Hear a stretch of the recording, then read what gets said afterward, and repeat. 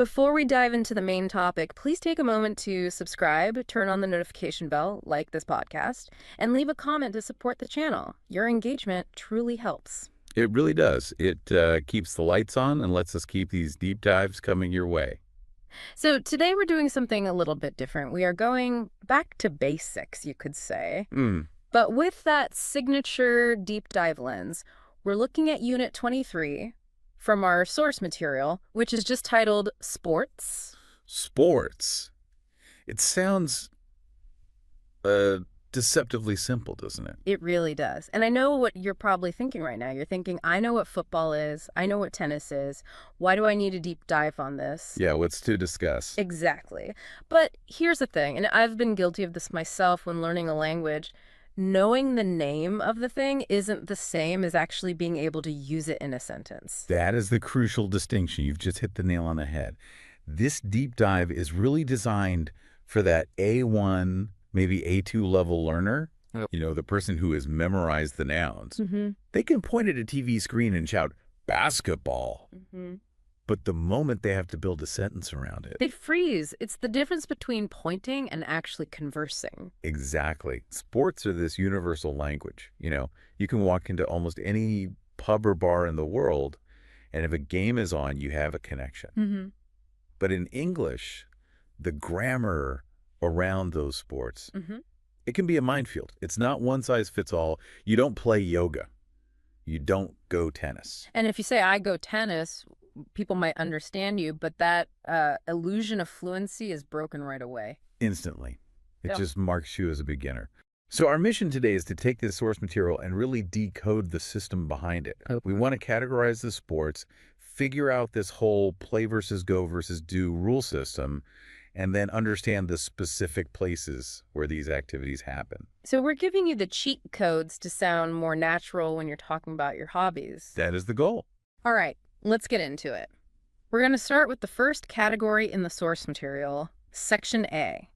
These are what I call the crowd pleasers. The big ticket events, yeah. Looking at the list here, it's a solid lineup. We have football, rugby, American football, basketball, badminton, baseball, tennis, volleyball, and table tennis. It covers a lot of ground. It really does.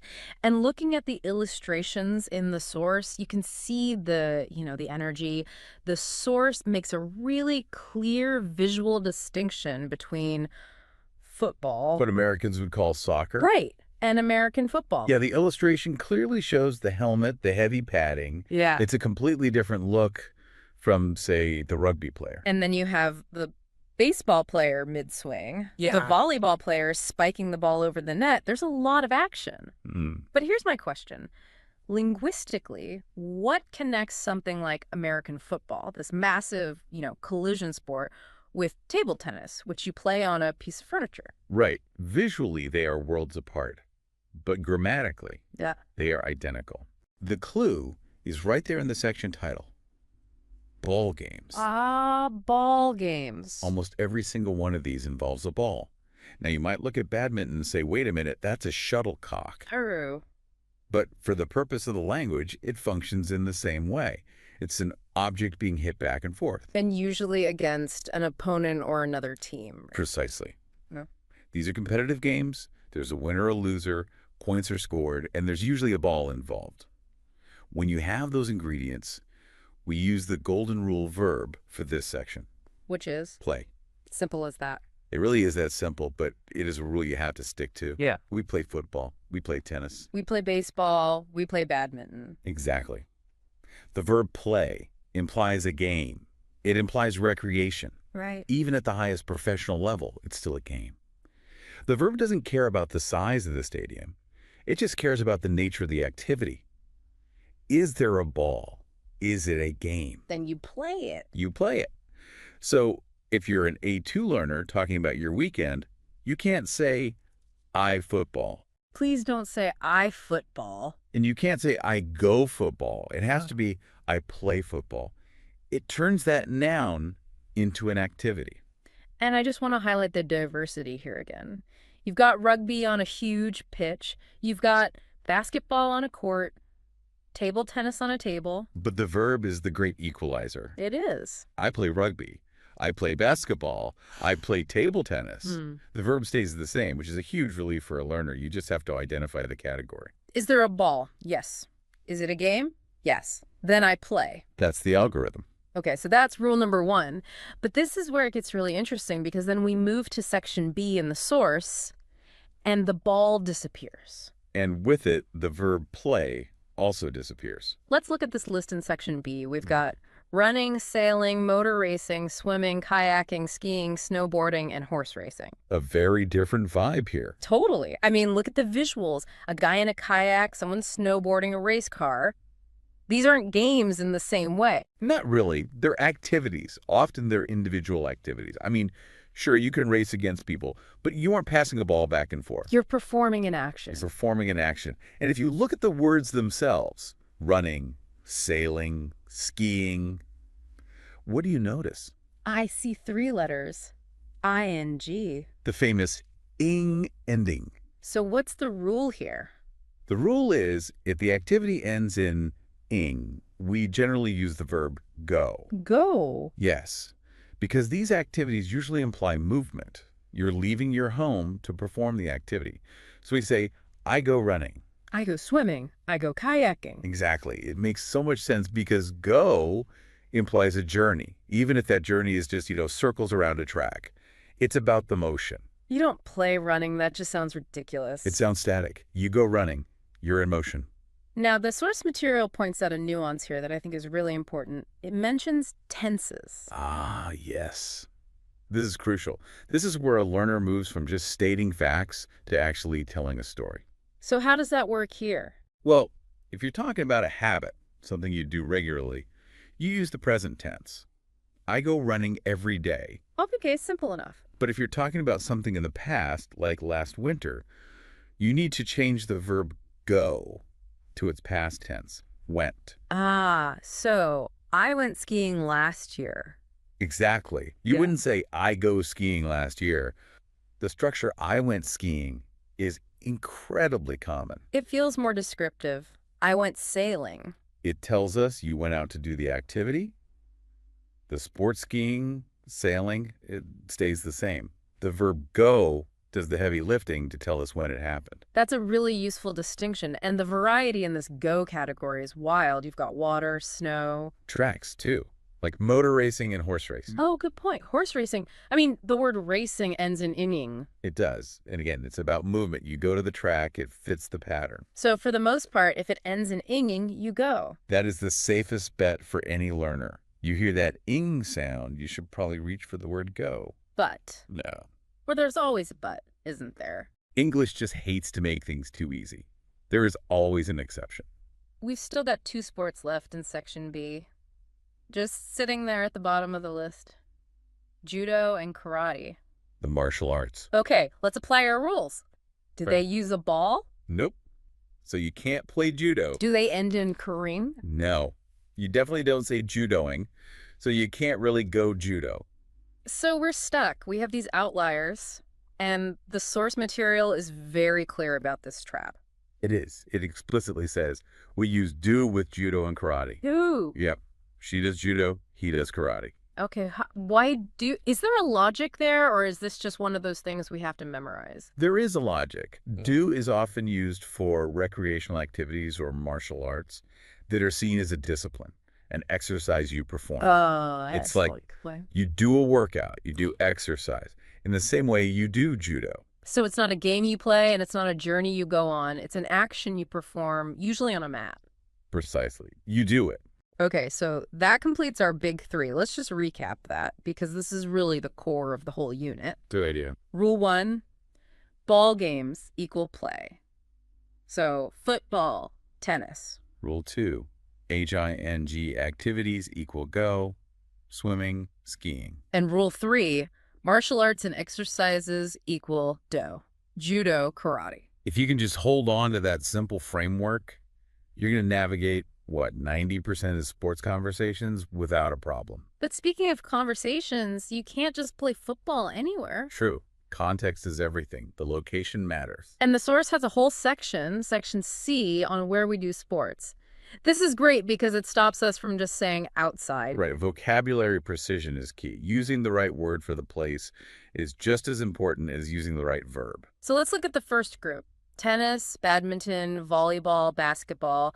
The source says we play these on a court. A court. We play tennis on a tennis court. And what defines a court? Visually, it's usually a hard surface, right, with lines. Exactly. A hard surface, clearly defined lines. Think of the squeak of sneakers on a basketball court. Right. You would never say, I'm going to the football court. It just sounds wrong. It sounds very wrong because football happens somewhere else. Which brings us to the next location, the pitch. The pitch. This is for football and rugby. We play rugby on a rugby pitch. In American English, you might hear field, but the source is specific about pitch. Yes, and pitch is the standard term here. It implies a large grassy area. It's softer, bigger. So hard surface is a court, grassy surface is a pitch. That's a great rule of thumb. And notice the preposition. We play on a court, we play on a pitch. Because you're on top of the surface. Exactly. And then we have the really obvious one, swimming. But you can't do that on a pitch. No, we swim in a swimming pool. And listen to that preposition change. We switched from on to in. Oh, that is a great catch. I missed that. On the surface versus in the water. These tiny little prepositions are the glue that holds the sentence together. If you say, I swim on the pool, it sounds like you're walking on water. Right. You're in the pool, in the ocean, in the river. Okay. Now, there's one more location here, and it's kind of a catch-all. The sports center. Ah, the sports center. A very common concept, especially in the UK. The source says, many towns have a sports center. You can do lots of different sports there. It's the multi-use venue. It's a great word for a learner to know because it's the hub of activity. You might find a pool, a court, and a dojo all in one building. It's like the supermarket of sports. That's a perfect analogy. You go there to get everything done. So we have the sports, the verbs, the locations. But how do we actually, talk to people about this? That's the ultimate goal, isn't it? Conversation. Section D, expressions, gives us some really nice templates. I think we should maybe role play them a bit to hear how they flow. I think that's a great idea. Let's do it. Okay, I'll be the curious friend. I'll start broad. Do you do any sports? Yes, I go swimming. See, that's interesting. You didn't say, yes, I do swimming. You answered my question, do you do, with the correct verb for that specific sport. Right. My brain heard swimming, and it automatically selected go. Okay, let's try a more specific one. Do you play tennis? I play tennis. Short, sweet, confirms the verb. Now, what about preferences? What's your favorite sport? Using the example from the text, I like motor racing best. Best. I like that little addition at the end. It sounds very natural. It implies you might like other sports, but this one is number one. And notice you didn't say I like going motor racing there. No. When you're just talking about your preference, you can just name the sport. You like the noun itself. I like motor racing. That simplifies things. I like football. I love tennis. I hate running. I think a lot of people might resonate with that last one. Probably. Now, what about this question from the source? Which sports do you play? That's a bit of a restrictive question, isn't it? It is. If you ask me that, strictly speaking, I should only answer with ball games. Correct. If you ask me, which sports do you play? And I say swimming, I'm technically breaking the rule we just established. Because you don't play swimming. Right, so a better, more open question, the one I would recommend to our listeners, is the first one you asked. Do you do any sports? That opens the door for everything. Play, go, and do. Exactly. And it's amazing, isn't it? You can take this one page of text and realize it's a roadmap for a whole social interaction. It really empowers the learner. You can walk up to someone, ask a question, understand their answer, and tell them what you like. That's a full conversation. It's the difference between broken English and fluent, structured sentences.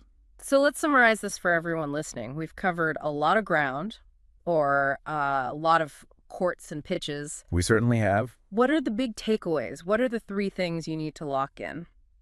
Okay, takeaway number 1. Ball games, play. If there's a ball and an opponent, you play it. Football, tennis, that kind of thing. Got it. Takeaway 2.